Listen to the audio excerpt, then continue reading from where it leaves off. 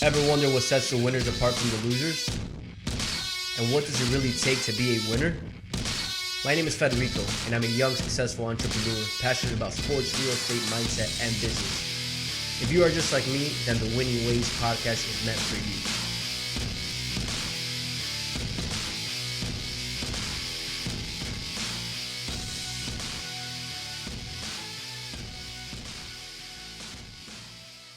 Hi, welcome back to Winning Ways with Fred. Today I have a very special guest, Margeaux. Welcome along. How are you?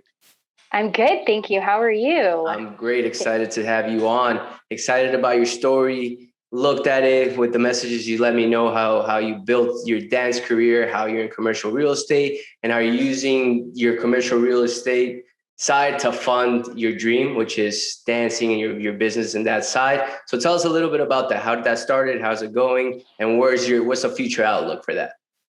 Sure. So I started, like you said, in the dance career. I grew up dancing and thought that my entire career was going to be something of that nature.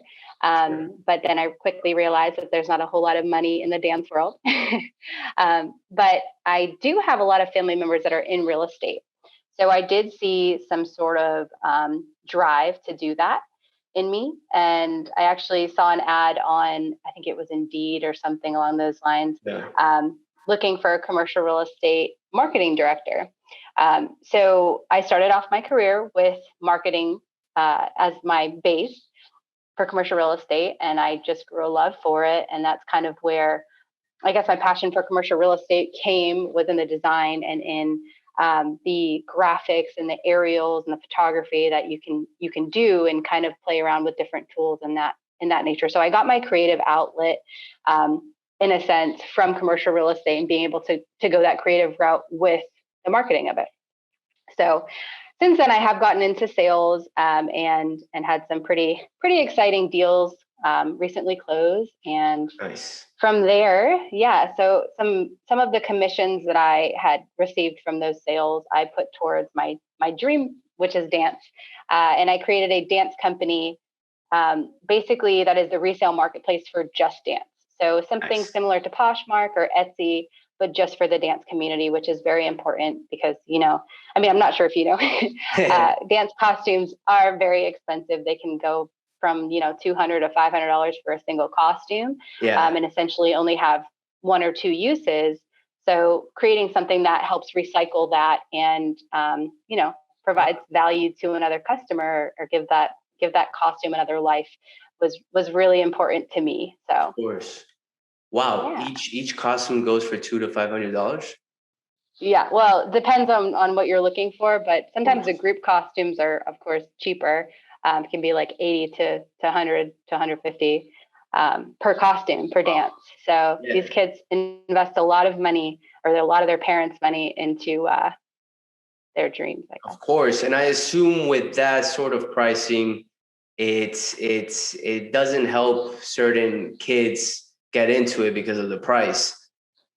Right. To get into it, right? So that's awesome. And it's beautiful to see that you're following your dreams, especially you said it right there in the beginning. It's not something that makes you a bunch of money in the sense of going dancing and doing that as a career, but building a business along it where you're helping others through basically wholesaling dance costumes. That's beautiful. Mm-hmm. That's great. And in the side of commercial real estate, how long have you been doing that? Commercial real estate, I've been in 7 years now. 7 years. Cool. And then the idea, you're doing that full time, right? I am. I still do that full time. The goal is to, continue and eventually be an investor in my own real estate. But right now I'm investing in my own business. And then kind of wean off that. My husband actually does commercial real estate as well. So I kind of want him to be the face, and I can, run my companies. Sure. So have like a little team. He builds the commercial real estate side and you could focus on the dance side. Exactly. And we have a daughter who's about to turn 2. So I'm hoping that she's going to be a dancer. So I'll have fun with that. Nice. Yeah. I mean, that's exciting. It's actually probably the first time I hear about a business in the dance side. Obviously, I'm not too into the dance side, My little sister did dance when she was little. That's the most I got into it. I went to one of her performances. It was great. But other than that, I'm not too familiar with everything that goes on it. So going back to your dance business, what's your future outlook right now? What's your plans for the next 5 to 10 years with that?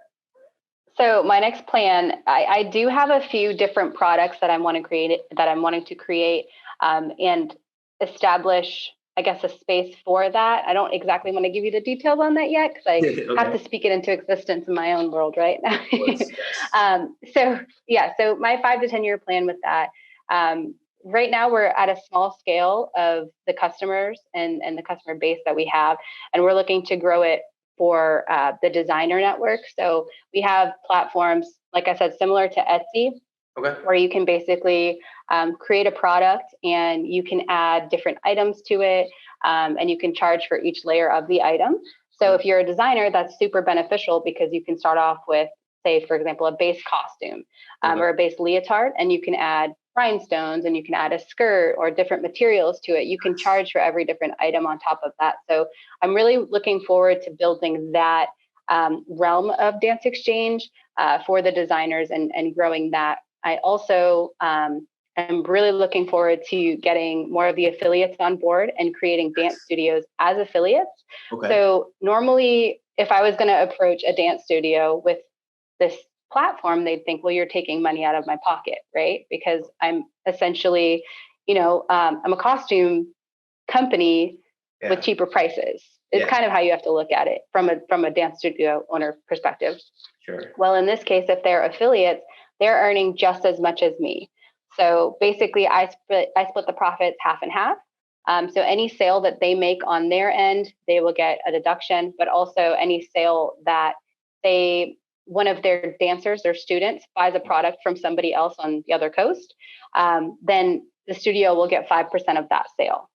Okay, that's smart. So I want to do it in a way where everybody's making money and I'm creating a healthy dance community, and it's not anything where there's negativity. Right now, my biggest competition, actually my only competition, is Facebook marketplace groups. Or Facebook groups, right? So everybody, there's like 30,000 to 50,000 members in a group for dance costumes reselling.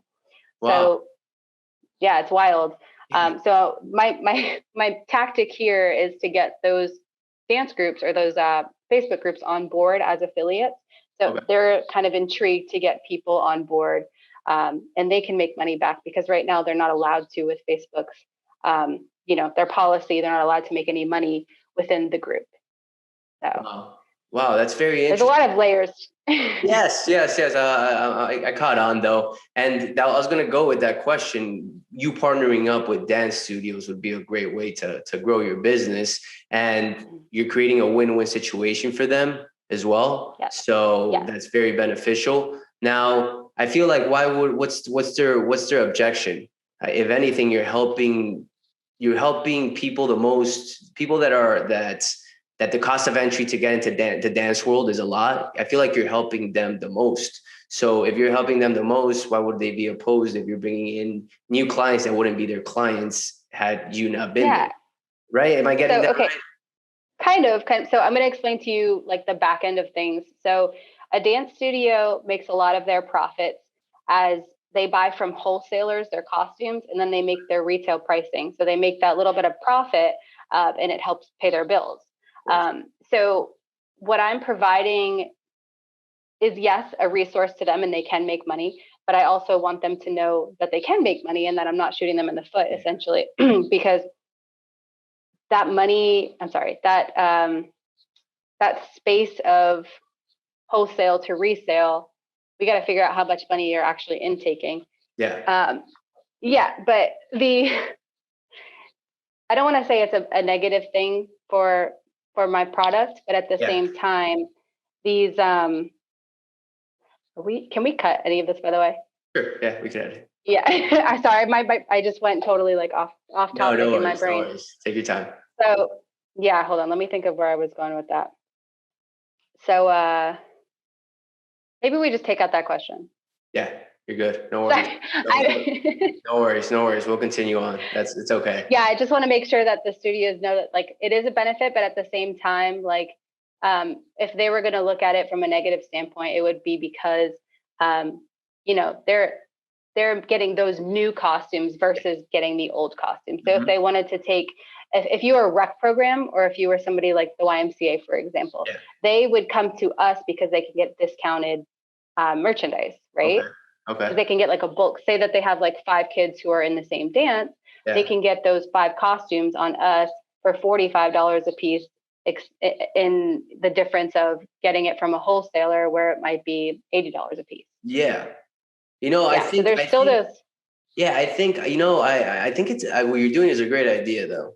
Just if I grasp it correctly, which I feel like I'm the pieces are starting to piece together, but I think it's so great because I mean, I feel like there's no secondary market for this. Am I wrong?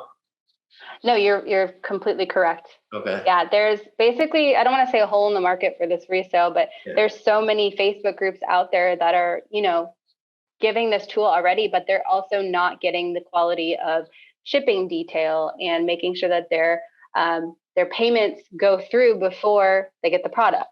Sure. So we're a pending state. So say, for example, somebody's buying the product. Well, until that person gets the product from the seller, we're not going to release those funds to the seller so that there's, you know, no issues of that in any way. And also there's a lot of fraud that happens on Facebook, and we just want to make sure that it's protected and that you're actually getting the right item. And, you know, we actually, we don't have a return policy, which is, it's kind of similar to Facebook.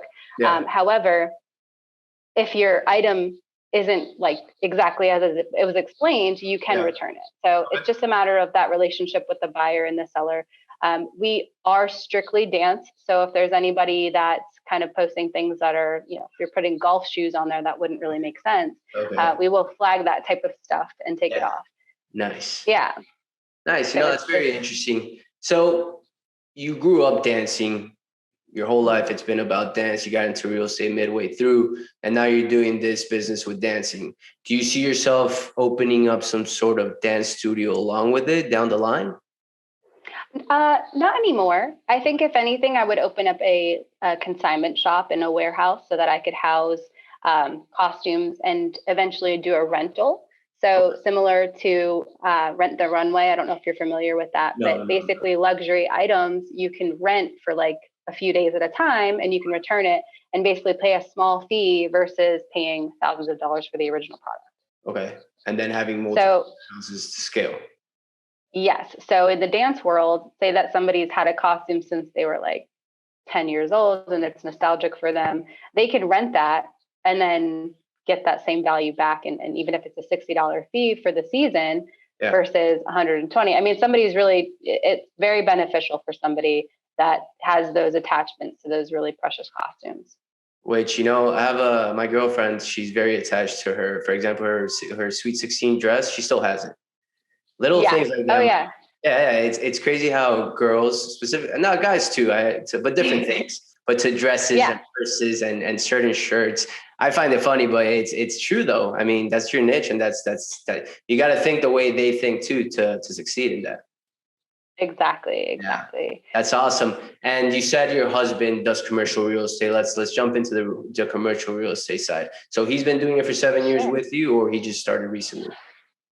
No, actually, I'm going to give you a little bit of his story. So we've been together since I've been in commercial real estate, and he's seen me grow with it. He's actually, he's a former PE teacher. So he used to teach PE for elementary school. Cool. And in December of this past year, 2021, he quit his job and he went full-time into commercial real estate. He did get his license about 2 years ago, and has been doing this full-time since January. Nice. So he loves it. He's actually a site selector for a huge multifamily developer. They're from Atlanta, and they are just exploding right now, especially with the market being all about multifamily. He's doing really well. He's got a lot of properties under contract with them, but he has hit the ground running. He is like killing it in the multifamily department in the site selection world for them, and excited to see where he grows. Nice, nice. Yeah. I mean, with the environment, the economy, how things, the outlook, that's where most of my investors are running. That's where I'm running to right now. Multifamilies, rentals, some Airbnbs, but primarily multifamilies. I used to do a lot of fix and flips with my partner up in Tampa, but that slowed down a lot this year, this coming year, really, because just we saw the interest rates that we saw the Fed warning that they're going to increase interest rates. And we just saw some sort of a contraction coming along, and luckily we did stop. And now we're just focused on buying rentals, which is a way to go for sure. Do you guys have plans in owning rentals as well, growing a portfolio, opening up a brokerage? Any of that in the plans for you guys? So I think eventually down the line, maybe a brokerage, or at least partnering up with our current brokerage. Yeah. But for, I don't know, we see a lot of value in land right now, and especially in our area, because it's kind of, it's an up and coming area. Like I said, some of his buyers, they're only land. They'll just buy land and then they'll develop on it. But we're seeing a lot of, and this is kind of, an exciting feature we're seeing, but brokers are getting under contract for properties and they are selling out the contract to bigger buyers. Yeah. Right. So say that they find a deal for $1 million and they can put 400, multifamily units on that. Well, that cost per unit, if it's at $20 a unit, $20,000 a unit, you're going to go through the roof. So it's just a matter of seeing that value in there. And if we find the right deal, that's definitely going to be something that we are going to jump on. Of course. Yeah. That's we're seeing. Exactly. So the right opportunity. Yeah, of course. Of course. And you mentioned earlier that your family, your mom, I believe, she was in the residential side. So I probably gave you a great idea of how the whole market works. Well, not how the market works, but like the ins and outs, at least, of how to work deals, how to talk to investors and all that, I assume. Yeah. Oh, yes. She gave me the rundown of the lingo and has really introduced me, I guess, to the foundations of real estate in general, and just how you need to be a heavy hitter. And I watched her go from not bottom, but her entry level to now she's like a super duper performer, like $20 million, I think she did last year. Wow. So, and that's, she's killing it. And she's the only one on her team. Like she's a single, single agent. So she's not, she doesn't have a team underneath her or anything like that. She's just literally oops, I don't want to say that, but to the walls, I'll say. Yeah, she balls. It's okay. Yeah, it's how it goes. Okay. Once you've built, I'm sure she's been in the industry for quite some time. You build a clientele referral base, it just starts kicking in. The longer you're in it, and if you do a good job, which clearly she does, because to do 20 million in sales, that's big time. But going back to you guys, and your family, your husband and all that. So right now, what's prime focus? Doesn't have to be business. This is a question I like to ask. And it doesn't have to be business or kids or anything, but for your family right now, what's your prime focus right now to get better, to grow, and to be in a better position, let's say in a year from now? Sure. So I think we actually realized this pretty recently. We weren't putting our health first in regards to fitness and, going to bed early and making sure that we're working during the working hours and that we're not kind of dilly-dallying, as I like to call it. But waking up in the morning and setting up a schedule. So we have our nanny that comes in at 9:00 during the day. So we have gym time before that, but we also only have a certain window to where we have a membership that gives us childcare while we're there, but only during a certain time frame. So we have to make sure we're blocking and scheduling everything correctly. So long story short, Monday, Wednesday, Friday, we're now doing our working out in the morning early as we can. And then the rest of the week, just making sure that we're planning it out on Sunday. So that's super crucial, is making sure that you set your week ahead of you and figure out what your priorities are for the week, and accomplishing them, day by day, and making sure that you are structured in that. Of course. Yeah. I think health is big. It is huge. And you don't realize it until you step back into it. You can step out and be like, it's not that big of a deal. I can lose weight. I can do this. I can eat right. Or I don't have to eat. And then you realize you're not really fueling your body. And not even just in the food department, but you're not fueling your mental health by you need to exercise. You need to go outside and go for a walk and look at the sky and see the sun and just get that breath of fresh air. Yeah, exactly. Like we had a gym in our garage for a while, and it just got to the point where like, okay, we're not getting anything out of this. Like you're not seeing the sun. You don't like get that same feeling that you do when you go outside and you take a walk and listen to a podcast, or, just call a friend that you haven't talked to in a while. And it's super important to have those types of relationships. Just communicating with people and getting on the phone. And even if you want to make your business calls during that time, or, you're prospecting, when you have a smile on your face, I mean, it's hard not to have a smile on your face when you're out in the sunshine. That's my opinion. Use those opportunities to continue those conversations. Reach out to somebody that you might have been afraid to reach out to, or if you're cold calling, like they say you need to be sitting at a desk and very direct. I think people can feel the smile on your face, and they can feel that happiness while you're walking in the sunshine and just picking up a phone call. And if your kid's in the background and they're cooing or they're smiling, like anybody that you're calling is going to pick up the phone and hear that, right? They're going to hear that happiness in your voice. And so that's kind of a fun little tidbit, is I like to make my phone calls when I'm out and I'm feeling good. Nice. No, and you nailed it right there. I feel like energy is infectious. And what you said right there is completely on point. When you're up and about, when I do my calls, I do them inside, really. I do them outside sometimes, but typically when I go outside to walk my dog, I disconnect. I don't even bring my phone. I like to just breathe, just disconnect, because if you're like me, I go at all times, 24/7. I have this, I have that, something's coming up, someone's calling me and all that. So it's good to just take that time to disconnect, and it helps your decision making too in the long term. I think it's big. I do agree. And it's a good focal point to start focusing on health, right? And it's something I feel like we weren't in school, for example, we weren't explained correctly how to take care of ourselves. And doesn't necessarily mean health-wise, but mentally, they don't teach us they do, but like, for example, one thing that's really changed my life and helped me a lot is reading books. And one book that really impacted me, going back to like the health side, is Tony Robbins' new book. It's called Life Force. And it's just, there's so many nuggets in there on how to take care of yourself, how to sleep better, longevity, a whole bunch of different areas that you're like, wow. And all natural, not even taking medicine or anything. It's just really getting up, doing your daily walks, reading, talking to people you love and all that. So it's amazing to hear that. I mean, I feel like a lot of people are taking that route now and focusing on health. Yes, I agree. I think it took everybody a little bit to realize, you have to kind of go through it and then back off and then go back into it. Yeah. Right. Like, I just feel like everybody has a different relationship with fitness, and it could be healthy. And some people have an unhealthy relationship with fitness, and that's its own thing. But I did at one point in time. So I could relate to that.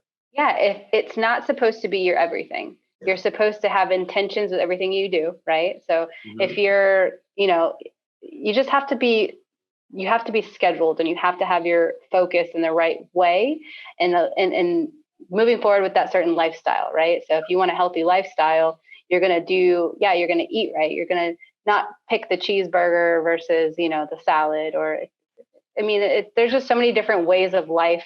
And it starts with not just working out, but eating healthy, getting your mind right, getting your, you're just breathing right. Yeah, no, 100%. And obviously as a business owner yourself and as an entrepreneur, you have to even be more disciplined and have the correct time management and know when to back off and when to step in at the right times. It takes time and discipline to build all of that. So yeah, I feel like for you to be successful in business, not all times, but you have to be feeling good. You have to be healthy. You have to be reading the right stuff. You have to be reading the right information, not the negative one. Little things like that help in every area of your life.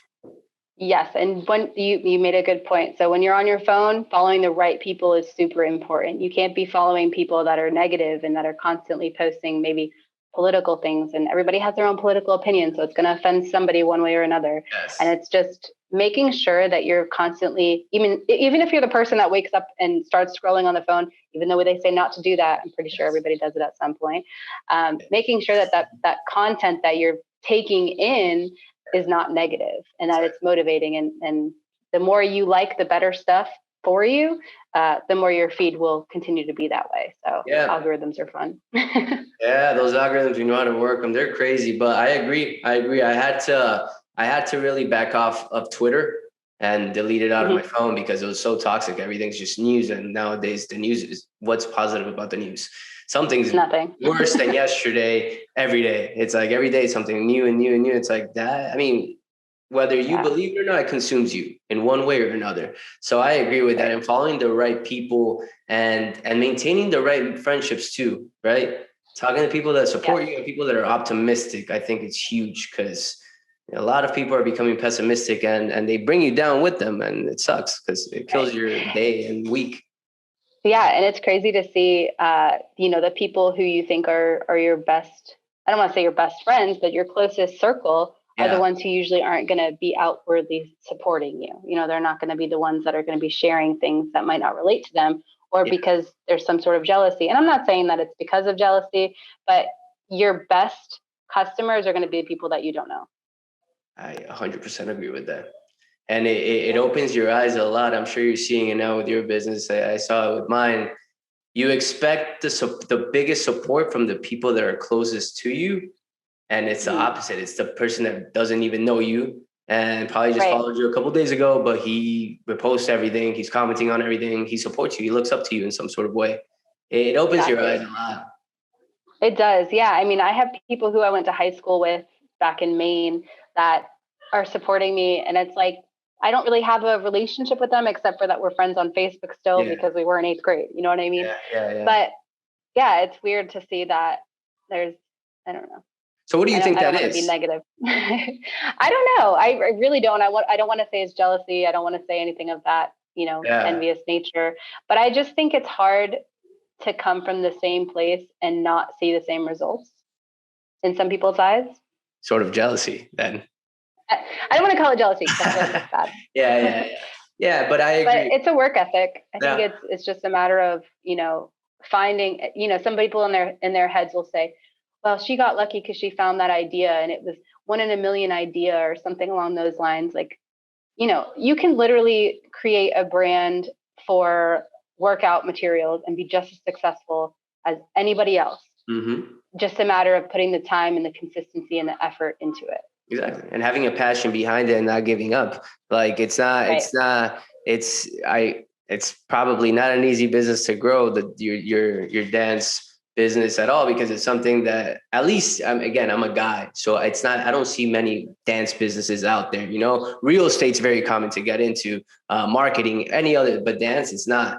And you're doing it because you have a passion behind it. You have dedication to it. You're committing to it, and you have a long-term plan. You're not seeing it as a 1 year, 2 year thing. You're seeing it as a 10-year plan, and that's why it's going to work out. And it's starting to work out, and you're going to crush it long-term. Yeah. So it's funny that you say that. So in 2018 is when I came up with this idea, and I actually started a company. It was called Dancing Pants, and it was strictly retail. It was everything that I would wear to a dance class. In my own little store, and it was drop shipping. So I didn't love the idea that it took too long to get the item. So I kind of, reevaluated and just thought about costumes in general. And of course came up with the idea of like, what if I created a Poshmark or an Etsy for the dance world? And my stepsister, who's actually a former dancer, she was like, this is a genius idea. You need to do it. And so literally that weekend I scouted different developers. My first prototype wasn't good. Didn't like it, didn't like the developer. We didn't have a good relationship. And I decided obviously to find somebody elsewhere. So I did. We bonded really well. Our second prototype came out and it was functional, but still wasn't at the level where I needed it to be in order to feel comfortable. Now we're finally, and this is literally as of, what's the date today? A month ago, we released this, amazing platform. I'm going to call it amazing because I'm obsessed with it. I love it. There's so many different features and tools that you can use. And just finding those relationships are super crucial, and finding ones that you're willing to grow with right? So the ones who are willing to work really hard because you know that they're wanting to get, that same product feeling, of accomplishment. Yes. So finding that in somebody is really important, and keeping them on the same team as you, and not, just because there's one scenario that you didn't like, fire them. Yep. Because that's not the way the world works. Nope. Because you're going to spend the time reteaching it to somebody anyway, but also it's just good energy to have, people who have that same feeling as you with creating the product from start to finish. Sure. No, and not only that, it's something that you learn along the way too, because in my shoes, when you start off, you're young, you want everything done your way, right? Everything done the way that I'm saying, because it's the way that works. And you start learning on that sometimes the people you're bringing along have better ideas than you and know how to execute things a little better than you. And if you just loosen the rope a little bit and let them do their thing, then they shock you and they're happier because you're not micromanaging them, and everyone's happier. So I totally agree. But that's a learning curve for sure. At least it was for me. No, it definitely is. I do commercial real estate full time.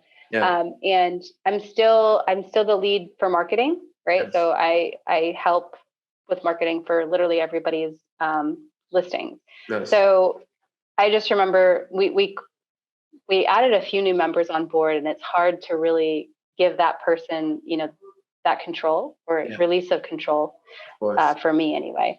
And trusting somebody else's vision with that. And really now I just have the creative eye on things and let everybody else handle, the distribution and the legwork of it.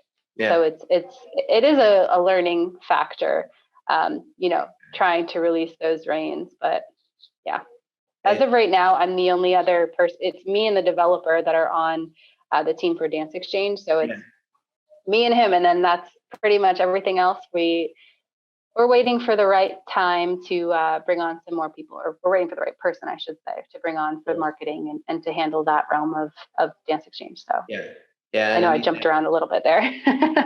No, and that first person that you bring along, which in this case is your developer, it's even more crucial to have a good relationship with him and see eye to eye, because not only is he developing everything for you and helping you out with everything, but he's probably going to be on your team for the long run, most likely. Yeah. Right. So that's awesome. Well, Margeaux, this was awesome. I mean, this was a great story. I think I'm very excited to see the future of your business. I'm going to tell my sister, my mom. My mom does yoga, but she also did dancing back in her day. So when I told her that I was going to interview some a business owner that was in the dance industry, she's like, "Oh my God, no way!" Yay! I know. We all feel the same way about dance. Anytime it's in the dance world, it's all giddy and exciting. Yeah. It's funny to see. I'm super excited. My little sister was super excited about it, and I'm sure my girlfriend and all her friends will be too, and my audience will be too. Thank you so much for taking the time to do this. Where can they find you? What's your Instagram? Do you have Twitter? Anything else that you... Sure. So number one, buyselldance.com. That's BUYSELL dance.com. That's the website. You can find me on Facebook, LinkedIn. I don't really use Twitter a lot, but Instagram I use actively. The business page for that is it's at buyselldance. Or you can find my personal page at It's Margeaux, if you can spell my name, MARGEAUX. So. This will all be in the bio, by the way, everybody. So you don't have to write this down right now. Just wanted to say that. But awesome, Margeaux. Thank you again for taking the time. That is it. You have any other questions or anything? No, I think this is good. And thank you so much for having me. I really appreciate your time as well. Of course.